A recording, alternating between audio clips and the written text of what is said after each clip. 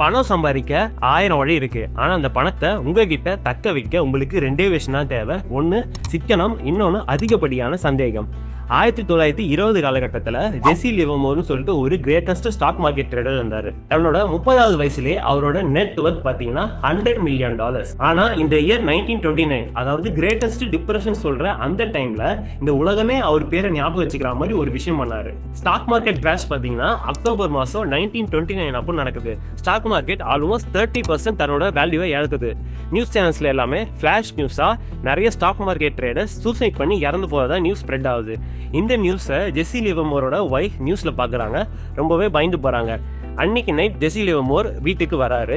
வீட்டுக்கு வந்து தன்னோட ஃபேமிலி கிட்ட என்ன சொல்றாருன்னா, லக்கியா ஸ்டாக் மார்க்கெட்டை அவர் ஷார்ட் பண்ணியிருக்காரு. அதாவது ஸ்டாக் மார்க்கெட்டை இறங்கும்னு சொல்லிட்டு அவர் பெட் பண்ணியிருக்காரு. அதனால அன்னைக்கு ஒரே நாளில் மட்டும் அவருக்கு $3 பில்லியன் ப்ராஃபிட் அடிச்சிருக்கு. ஜெசி லிவர்மோர் இருந்த அதே டைம்ல ஆபிரகாம் ஜெர்மன்ஸ்கைன்னு சொல்லிட்டு ஒரு கிரேட்டஸ்ட் ரியல் எஸ்டேட் டெவலப்பரும் இருந்தார். 1920s நடந்த எக்கனாமிக் பூம்ல ரியல் எஸ்டேட்டை வச்சு மட்டும் அவர் மில்லியன் கணக்கில் சம்பாதிச்சிருக்காரு.